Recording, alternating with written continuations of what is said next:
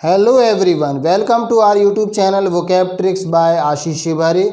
और आज की वीडियो में हम लेकर आए हैं प्रेपोजिशन की एक्सरसाइज नंबर 11। और आज के वीडियो में हम स्पॉटिंग एरर के जो क्वेश्चंस होते हैं उससे संबंधित क्वेश्चंस लेने वाले हैं। ओके, यानी कि हर क्वेश्चन में कहीं ना कहीं प्रेपोजिशन का रोल होगा।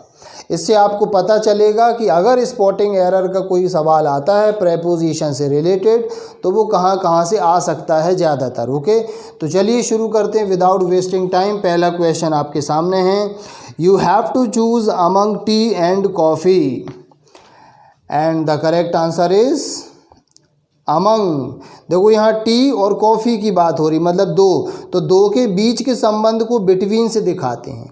अमंग कब आता है? जब दो से ज़्यादा हो, ठीक है। और वैसे भी बिटवीन की जोड़ी होती है एंड, आपको याद होगा बिटवीन एंड, और वहाँ पर टू और फ्रॉम की जोड़ी होती है। ओके, तो you have to choose between tea and coffee. Question number 2, the cost should be shared equally between the three of you and the correct answer is between. Between की जगह क्या आएगा? अमंग आएगा। क्यों आएगा अमंग? क्योंकि यहाँ देखो तीन की बात हो रही है, तो दो लोग हैं तो बिटवीन, और दो से ज़्यादा हैं तो अमंग का यूज़ होता है। दोनों का हिंदी है के बीच। Okay, question number 3, you have been watching TV since the last 5 hours and the correct answer is since. Since की जगह क्या होगा? फॉर, क्योंकि यहाँ देखो 5 hours की बात हो रही, 5 घंटे। अगर 5 बजे होता तो हम सिंस लगाते, निश्चित टाइम है, लेकिन 5 घंटों की बात हो रही, ड्यूरेशन है, अवधि है, अवधि में फॉर आता है। Question number 4, Sunil has been teaching his children since 2 hours and the correct answer is since. Since की जगह होगा फॉर, क्योंकि यहाँ पर भी 2 घंटे की बात हो रही, 2 बजे से नहीं, 2 घंटे से ड्यूरेशन की बात हो रही, इसलिए सिंस की जगह होगा for. Question number 5, I haven't seen him since past 25 years so I cannot say with certainty weather he is alive और डेड। यहाँ पर भी आप देखोगे सिंस की जगह होगा फॉर, क्योंकि ड्यूरेशन की बात हो रही है। तो आपने गौर किया, यहाँ पर सिंस फॉर के बहुत सारे क्वेश्चंस आते जो स्टेट लेवल के एग्ज़ाम होते, ख़ास तौर से, क्योंकि मैं स्टेट लेवल की बात कर रहा हूँ, MPSI की बात कर रहा हूँ, MP टेट की बात कर रहा हूँ, UP टेट की बात कर रहा हूँ, PEB की बात कर रहा हूँ, मैं SSC या बैंक की बात नहीं कर रहा थी। तो आप देखो बड़े कॉमन क्वेश्चंस आते इसमें। Question number 6, my maternal uncle has been living in Delhi since 5 years। तो सिंस की जगह क्या होगा? फॉर 5 years, क्योंकि यहाँ पर भी ड्यूरेशन की बात हो रही है, अवधि की बात हो रही है। सिंस का यूज़ कहाँ होता है, फॉर का यूज़ कहाँ होता है, इसका वीडियो हमने ऑलरेडी बना रखा है, आप उसको देख लीजिएगा। Question number 7, it has been raining continuously since last 20 days and the correct answer is since की जगह आएगा फॉर, यहाँ पर भी ड्यूरेशन की बात हो रही है। Question number 8, despite of our good contacts we could not get tickets for our friends and the correct answer is despite of की जगह होगा सिर्फ डिस्पाइट। देखो 2 फ्रेजेस होते हैं, एक होता है डिस्पाइट, एक होता है इन स्पाइट ऑफ। इन दोनों की हिंदी होती है के बावजूद। तो अक्सर परीक्षाओं में वो डिस्पाइट के साथ ऑफ लगाकर एरर देते हैं। ओके, तो यहाँ पर डिस्पाइट ऑफ में से ऑफ हटेगा। Question number 9, whether it is Bhojpuri और Maithili I am with home with both the languages. सोच लीजिए, and the correct answer is with home. With home की जगह होगा एट होम। होम के साथ हम एट का यूज़ करते हैं, जैसे आई एम एट होम, मैं घर पर हूँ। Question number 10, Rakesh along with his friends was invited for the party at Ashoka hall. सोच लीजिए जल्दी से, take your time, and the correct answer is to the party. जब हम किसी को कहीं इन्वाइट करते हैं तो टू का उपयोग करते हैं, जैसे I invited my friends to my home बोलेंगे, फॉर माई होम नहीं, क्योंकि टू पहुंचने का प्रेपोजिशन है, हमने पहले भी देखा है। Question number 11, the great actor was angry with the treatment during the party at नवीथ हॉल। सोच लीजिए जल्दी से। And the correct answer is angry with. Angry with की जगह होगा एंग्री एट। अब यहाँ पर एक बात याद रखें, पहले भी हमने हालांकि इसको डिस्कस किया है कि एंग्री के बाद यदि कोई पर्सन है, कोई व्यक्ति है, तो उसमें हम विथ का यूज़ करते हैं, लेकिन अगर कोई वस्तु आ जाए तो एट का उपयोग करते हैं। जैसे कि I am angry with you, मैं आपसे गुस्सा हूँ। वैसे मैं नहीं हूँ लेकिन बता रहा हूँ, I am angry with you. या फिर हम बोलेंगे I am angry at your behaviour. तो यहाँ देखो बिहेवियर आ गया इसलिए एट, और सिर्फ पर्सन है तो क्या लगाएंगे with. Question number 12, don't go by his appearance, he is capable at doing any work without any hesitation. जल्दी से देख लीजिए। The correct answer is capable at. ये जो एट है ना, एट की जगह ऑफ आएगा, क्योंकि केपेबल ऑफ एक फ्रेज होता है जब कोई पर्सन किसी काम को करने में सक्षम है, योग्य है, तो हम केपेबल ऑफ का उपयोग करते हैं। जैसे I am capable of doing this task, मैं इस काम को करने में समर्थ हूँ, सक्षम हूँ। Question number 13, the message has been repeated several times on the radio since 4 days। And the correct answer is since की जगह फॉर आएगा। Question number 14, the consequence of the action was not fully realized to the authorities.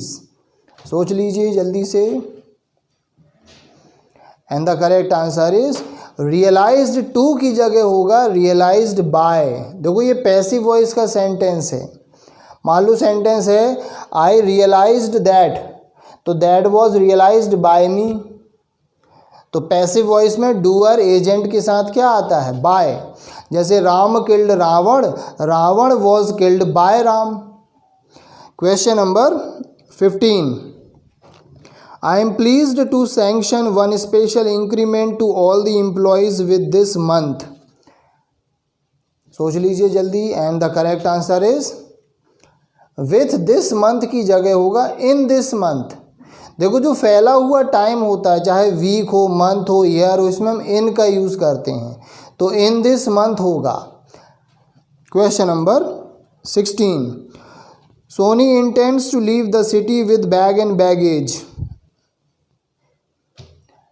And the correct answer is with bag and baggage में जो with है नहीं आएगा, क्योंकि English में एक इडियोमेटिक एक्सप्रेशन होता है बैग एंड बैगेज, जिसका अर्थ होता है पूरा सामान लेकर, यानी बोरिया बिस्तर समेत जब कोई अपना पूरा सामान पैक करके निकल ले, so that is called bag and baggage. इसमें विथ नहीं आता। Okay. Question number 17, the book you have in your hand is different than that on the table. देख लीजिए जल्दी से, और आप वीडियो को पॉज करके भी ज़्यादा समय का यूज़ कर सकते हैं। अब यहाँ देखो, यहाँ लिखा है डिफरेंट देन, तो डिफरेंट देन की जगह होगा डिफरेंट फ्रॉम, क्योंकि डिफरेंट के साथ फ्रॉम का यूज़ होता है। Question number 18, Jamuna takes delight with music and hopes to become a successful musician.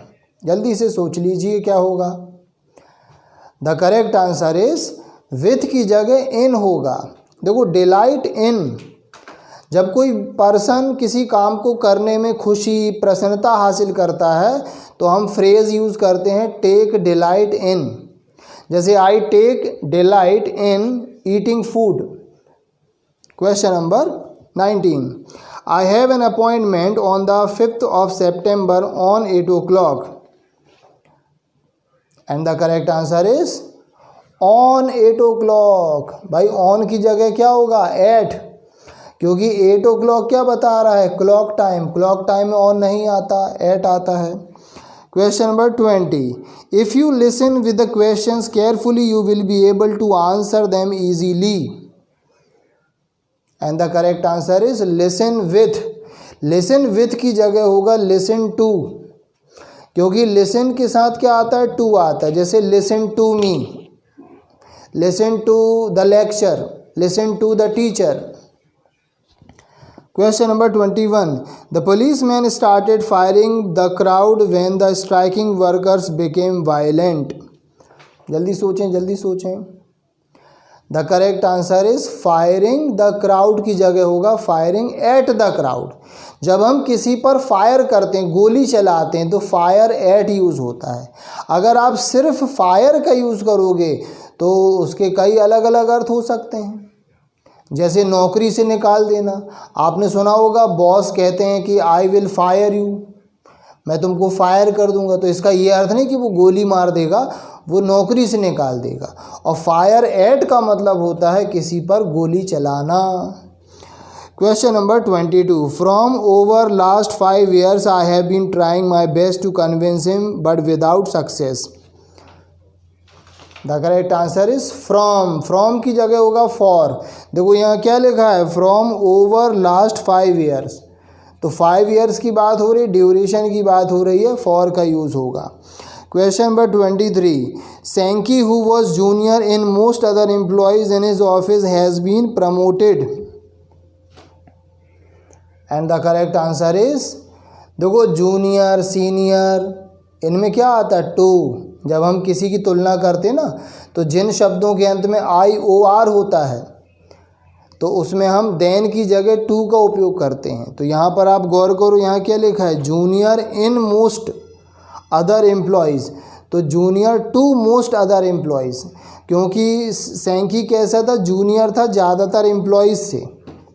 तो junior senior superior interior exterior prior बहुत सारे शब्द होते हैं, हमने पहले पढ़े हुए हैं. Question number 24, when we reached there we saw a crowd of about 10 people fighting between themselves. And the correct answer is between themselves की जगह होगा अमंग देम सेल्व्स, क्योंकि बिटवीन आता दो के बीच और अमंग आता दो से ज़्यादा के. दो देख लो आप, गिन लो कितने लोग लड़ रहे थे. Question number 25, he is afraid from lizards and never goes near them at all. And the correct answer is afraid. From की जगह होगा अफ्रेड ऑफ, क्योंकि जब कोई किसी से डरता है तो हम अफ्रेड ऑफ का यूज़ करते हैं, फ्रेज़ होता हमने पहले पढ़ा है. Afraid of, scared of, frightened of, fearful of, apprehensive of, सबका मतलब है डरना. सभी में देखो ऑफ आ रहा है.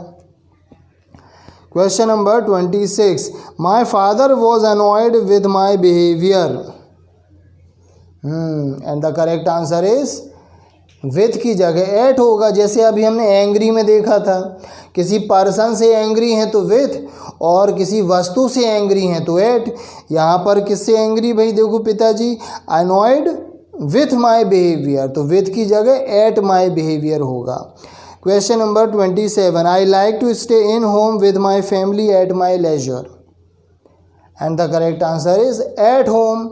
अभी हमने पढ़ा था होम में एट आता है. Question number 28, the plays of Shakespeare are very interesting. And the correct answer is of. OFF की जगह OF होगा. देखो जो OF होता है वो क्या बताता है, रिश्ता, संबंध, मालिकाना हक. और जो OFF है वो क्या बताता, सेपरेशन, अलगाव. जब कोई किसी चीज़ से अलग होती तो हम ऑफ का यूज़ करते, OFF का. और रिश्ता बताने के लिए OF का उपयोग करते हैं. जैसे the prime minister of India, तो रिश्ता बता रहे हैं ना, इंडिया के प्राइम मिनिस्टर, तो यहाँ FF नहीं होगा. इसी तरह शेक्सपियर के नाटकों की बात हो रही, the plays of Shakespeare. Question number 29, he tried to stop me to go there at night. And the correct answer is to go की जगह होगा फ्रॉम गोइंग. देखो फ्रेज होता जो हमने पहले भी पढ़ा है, जब आप किसी को कोई काम करने से रोकते हो तो हम यूज़ करेंगे stop somebody from doing something, या प्रिवेंट भी यूज़ कर सकते, prevent somebody from doing something, किसी को कुछ करने से रोकना. Question number 30, find out which part of the sentence has an error. If there is no error mark your answer as no error. तो यहाँ ABCD दिए हुए हैं. When Gopal opened the cage the parrot came out and perched in his shoulder, और फिर है no error. तो बताइए क्या आंसर होगा. The correct answer is in की जगह ऑन होगा। देखो हमने एक क्वेश्चन में पढ़ा था पहले कि जब कोई पक्षी कहीं पर बैठता है तो पर्च ऑन का यूज़ करते हैं। तो यहाँ पर लिखा है पर्च्ड इन हिज शोल्डर, तो ऑन हिज शोल्डर होगा। पक्षी आके कहाँ बैठा, उसके कंधे पर बैठा। इन लगाएंगे तो कंधे के अंदर घुस जाएगा ना भैया, चोंच से छेद कर करके अंदर घुस जाएगा, which is not possible. Okay, so I hope you must have understood. Let us finish, see you soon.